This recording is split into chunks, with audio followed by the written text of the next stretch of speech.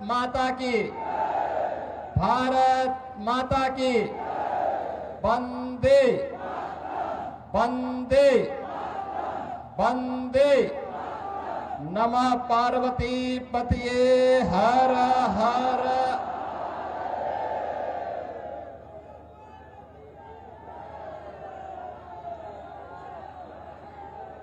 आज की इस चुनावी सभा में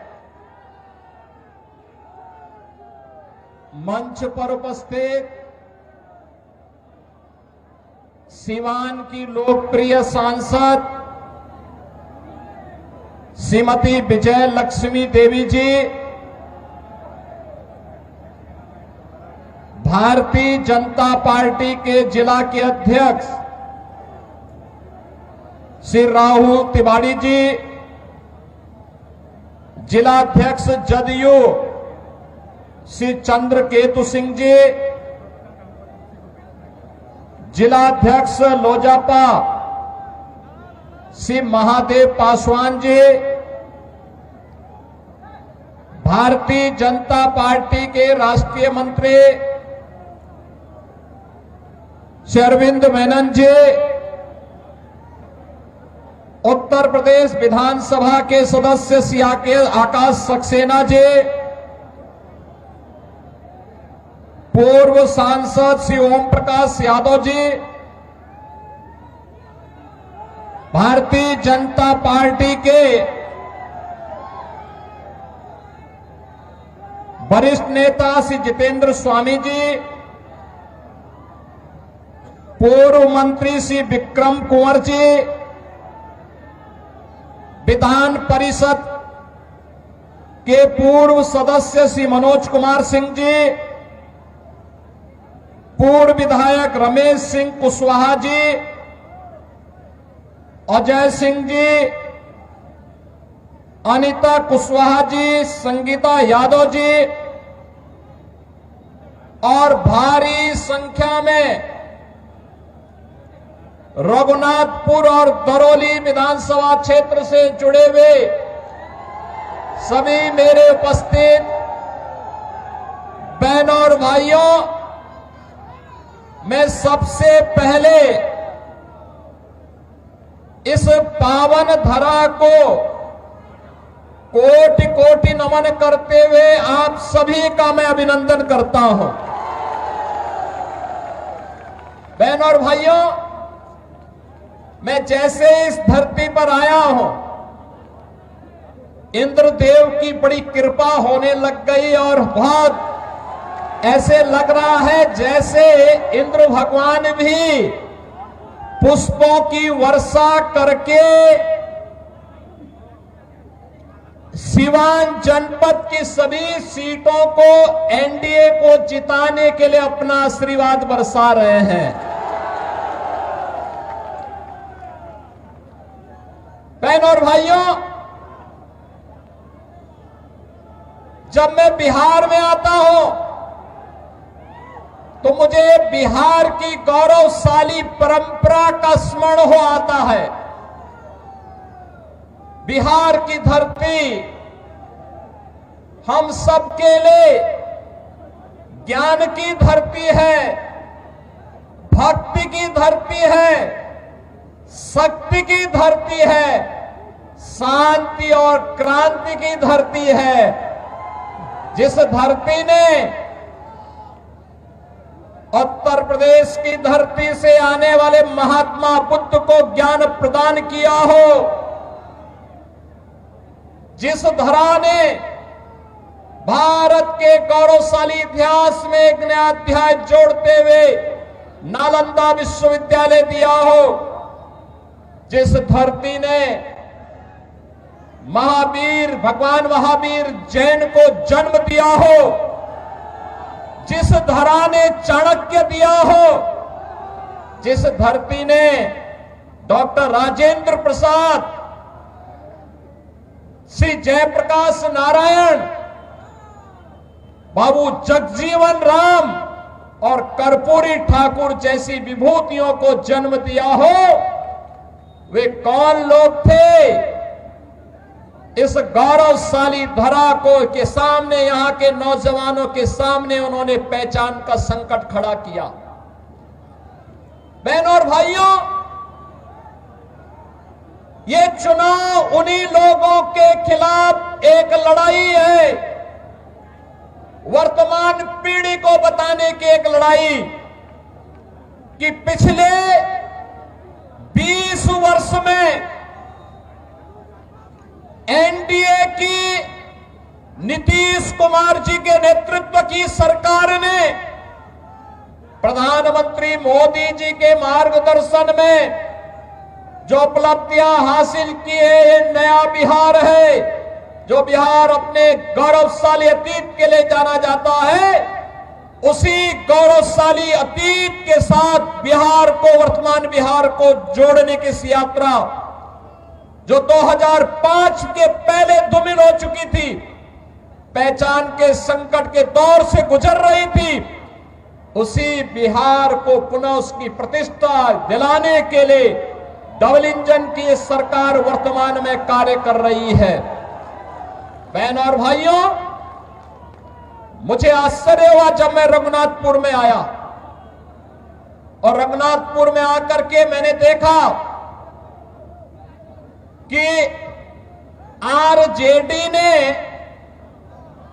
यहां से जो प्रत्याशी दिया है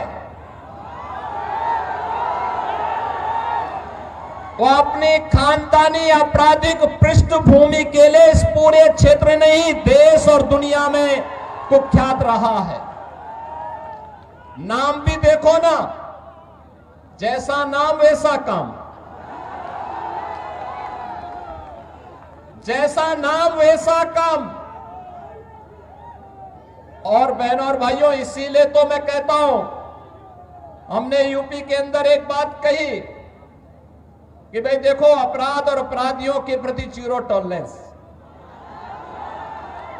और जीरो टॉलरेंस के तहत आज आप देख रहे होंगे आरजेडी और उनके लोग आज भी अयोध्या में श्री राम जन्मभूमि पर भगवान राम के मंदिर का विरोध कर रहे हैं। सीतामढ़ी और उसके आसपास के क्षेत्र में मां जानकी के भव्य मंदिर के निर्माण और कॉरिडोर के विकास के लिए किए जाने वाले कार्य का विरोध कर रहे हैं। ये आरजेडी के लोगों को बताना चाहिए, अयोध्या में श्री राम जन्मभूमि पर भव्य राम मंदिर का निर्माण होने के पहले उत्तर प्रदेश की डबल इंजन की सरकार ने प्रधानमंत्री मोदी जी के नेतृत्व में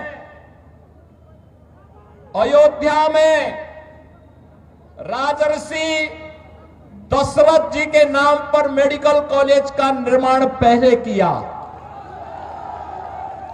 महर्षि वाल्मीकि के नाम पर इंटरनेशनल एयरपोर्ट का निर्माण किया, और फिर 500 वर्षों के कलंक को मिटाते हुए भगवान राम के भव्य मंदिर के निर्माण का मार्ग भी प्रशस्त किया। बहनों और भाइयों, मैं पूछना चाहता हूं, आरजेडी ने राम मंदिर के रथ को रोकने का पाप किया था, आरजेडी ने पाप किया था। कांग्रेस कहती थी कि राम तो हुए ही नहीं, इनका पार्टनर समाजवादी पार्टी उत्तर प्रदेश में राम भक्तों पर गोलियां चलाती है, और ये लोग जब भी इन्हें अवसर मिला, एक ने बिहार के अंदर, एक ने उत्तर प्रदेश के अंदर, वहां के नौजवानों के सामने, वहां के नागरिकों के सामने पहचान का संकट खड़ा किया। लेकिन बहनों और भाइयों, डबल इंजन की एनडीए की सरकार अब पहचान के संकट के लिए मोहताज नहीं। हर बिहारी आज अपने गौरव के साथ सीना तान करके देश और दुनिया के अंदर जाता है, अपनी पहचान को प्रस्तुत करता है। अब बिहार में क्या नहीं है, अब बिहार में सब्बा, अच्छी सड़कें हैं, और हम लोगों ने 6100 करोड़ रुपए की लागत से अयोध्या धाम को सीधे सीतामढ़ी से जोड़ने के लिए राम जानकी मार्ग के निर्माण के काम को भी युद्ध स्तर पर आगे बढ़ाया है। आज बिहार में एयरपोर्ट है, मेडिकल कॉलेजेज हैं, इंजीनियरिंग कॉलेजेज हैं, और आज बिहार में पलायन नहीं, आज यहां पर प्रगति के नए नए प्रतिमान स्थापित करने की दिशा में बिहार आगे बढ़ा है। गरीब कल्याणकारी योजनाओं का लाभ गरीबों को मिल रहा है। अराजकता पैदा करने वालों के खिलाफ जीरो टॉलरेंस की नीति के तहत ये डबल इंजन की सरकार नीतीश जी के नेतृत्व में कार्य कर रही है। और बहनों और भाइयों, जो बाकी बच जाता है यूपी का बुलडोजर उसको पूरा कर लेता है। और मैं तो आप सबसे यही कहने के लिए आया हूं, एनडीए यहां पर सभी नेताओं ने प्रधानमंत्री मोदी जी के नेतृत्व में, उनके मार्गदर्शन में, नीतीश जी के नेतृत्व में, यहां पे हमारे जितने भी अन्य सहयोगी दल हैं, लोक जनशक्ति पार्टी है, जीतन राम मांझी जी की पार्टी हम हैं, इन सभी ने मिलकर के तय किया है कि बिहार को अब जंगल राज की ओर नहीं जाने देना है, बल्कि बिहार के अंदर कर्पूरी ठाकुर, बाबू जगजीवन राम, डॉक्टर राजेंद्र प्रसाद जी और जयप्रकाश जी की विरासत को आगे बढ़ाते हुए एक जन राज के रूप में बिहार को आगे बढ़ा करके यहां की एक एक व्यक्ति की आवाज को सरकार तक पहुंचाने की सरकार फिर से यहां पर बनानी है। और एनडीए इस दिशा से एक बार फिर से अपने मुद्दों के साथ, विरासत और विकास के इन मुद्दों के साथ आपके सामने है। बहनों और भाइयों, सीवान में वह जंगल राज फिर से मत आने दीजिए। आपने देखा होगा कैसे चांद बाबू के पुत्र के ऊपर इसी सीवान में एसिड उड़ेलने का काम हुआ था। ये वही बिहार है। ये अपराधी फिर से जीवित न होने पाए। ये कांग्रेस को, आरजेडी और समाजवादी पार्टी जैसे दलों को शोभा दे सकता है कि वे किसी पेशेवर अपराधी और माफिया को गले लगा करके किसी बाबर और किसी औरंगजेब की मजार में जाकर के सजदा पड़े, लेकिन यहां किसी सच्चे भारतीय को शोभा नहीं देता है। ये नहीं देता है। हम लोग तो उसी मार्ग के पथिक हैं जो गर्व से इस बारे में बोलता है कि रामलला हम आएंगे, मंदिर वही बनाएंगे और बना करके दिखा भी देते हैं। अब किसी को संदेह है अयोध्या में राम मंदिर के निर्माण में? किसी को संदेह है? लेकिन ये लोग प्रश्न उठाते थे, कहते थे कैसे होगा। हमने कहा अयोध्या को सुंदरतम नगरी के रूप में स्थापित करेंगे, और आज आप देख रहे होंगे अयोध्या सुंदरतम नगरी के रूप में स्थापित हो गई ना। कोई संदेह है क्या? कोई संदेह है क्या? और उत्तर प्रदेश में इन माफियाओं के ऊपर कार्रवाई कैसे होती है आपने देख लिया है ना। ये डबल इंजन की सरकार ही कर सकती है। एनडीए की डबल इंजन की सरकार ही ये करेगी। इनकी प्रॉपर्टी को भी जब्त कर दिया जाता है। गरीबों के लिए आवास बनाए जाते हैं, गरीबों के लिए भी आवास बनाए जाते हैं, और मैं स्वयं जाकर के उन गरीबों को वहां पर मकान की चाबी भी दे देता हूं। बहनों और भाइयों, पहली बार आपने देखा होगा देश के अंदर गरीब को उसका सही हक मिला है। हर गरीब को राशन की सुविधा, हर गरीब के पास उज्ज्वला योजना का कनेक्शन, हर गरीब के पास शौचालय की व्यवस्था, हर गरीब के पास 5 लाख रुपए की आयुष्मान भारत की सुविधा। और बिहार में तो डबल इंजन की सरकार ने एक भी और भी कुछ काम किए। हर माता के खाते में अभी नगद धनराशि देकर के उन्हें स्वावलंबन के पथ पर अग्रसर करने का एक नया कार्य और प्रारंभ हो गया है।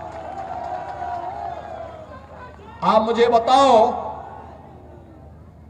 ये मोदी जी के मार्गदर्शन में और नीतीश जी के नेतृत्व में बिहार के अंदर आज ये सभी कार्य युद्ध स्तर पर आगे बढ़ रहे हैं। ये कार्य हो रहे हैं। ये कार्य तभी होते हैं जब नारा होता है सबका साथ और सबके विकास का। और इससे पहले 2005 के पहले क्या होता था? सबका साथ लेकिन परिवार का विकास, एक परिवार का विकास होता था। अब उस परिवार के विकास को भी पीछे छोड़ करके फिर से ये लोग दोहराना चाहते हैं कि सबका साथ तो हो लेकिन माफिया का विकास हो। फिर से माफिया को पनपाने का कार्य हो रहा है। बहनों और भाइयों, माफिया को पनपने नहीं देना है। माफिया को पनपने नहीं देना है। दुनिया के अंदर से कम्युनिज्म समाप्त हो गया है और देश के यशस्वी गृह मंत्री अमित शाह जी ने घोषणा की है कि मार्च 2026 तक भारत से नक्सलवाद और माओवाद पूरी तरह समाप्त हो जाएगा। तो याद करना, नक्सलवाद और माओवाद को समाप्त करने के लिए डबल इंजन की सरकार चाहिए। हमें ये माले नहीं, वहां पर वह सीट लोक जनशक्ति पार्टी को चाहिए, एनडीए को चाहिए। और इसी प्रकार से रघुनाथपुर सीट ये जेडीयू एनडीए को चाहिए। इसके लिए आज आप सबसे अपील करने के लिए मैं आया हूं आपसे। बहनों और भाइयों, हमें अपराधी नहीं, हमें माफिया नहीं, हमें गांव, गरीब, किसान, नौजवान, महिलाओं और विकास के कार्यों को प्रभावी ढंग से आगे बढ़ाने वाला जनप्रतिनिधि चाहिए। आपके सुख दुख में सहभागी बनने वाला जनप्रतिनिधि चाहिए। गरीबों के साथ खड़ा होने वाला जनप्रतिनिधि चाहिए। अत्याचार और शोषण कराने वाला नहीं, पर्व और त्योहारों के समय दंगा कराने वाला नहीं,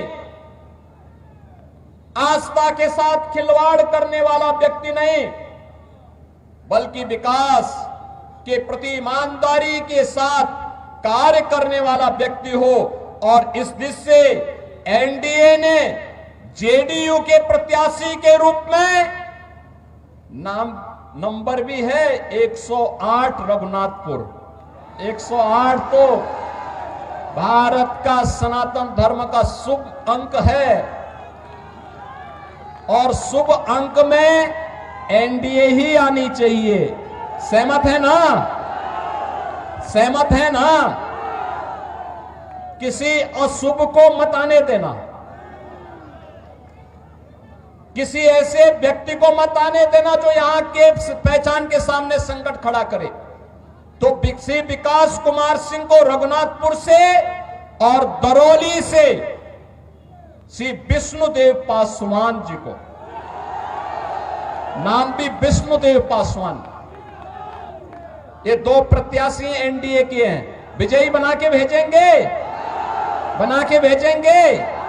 ये पीछे लोग क्यों, यहां इतनी बड़ी संख्या में लोग खड़े हैं, सभी लोग पीछे देखो और पीछे देखो, इधर देखो, सभी लोग सहमत हैं। विजयी होकर के जाएंगे ना दोनों लोग। आप लोग घर घर जाएंगे, एक एक घर में जाकर के मेरी अपील को पहुंचाएंगे।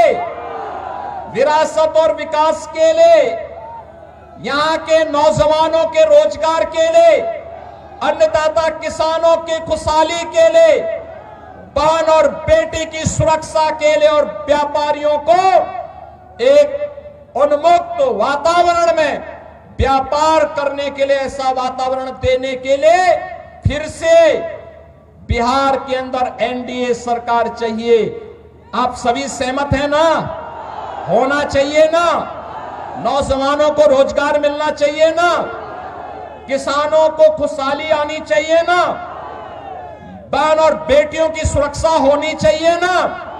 ये काम केवल डबल इंजन की एनडीए सरकार ही करेगी और इसके लिए विकास कुमार सिंह को रघुनाथपुर से और दरौली से श्री विष्णुदेव पासवान को प्रत्याशी बना करके एनडीए ने आपके पास भेजा है। विजयी बना के भेजेंगे। सभी लोग मेरे साथ बोलेंगे फिर, भारत माता की, भारत माता की, भारत माता की जय श्री राम, जय जय श्री राम, जय जय श्री राम।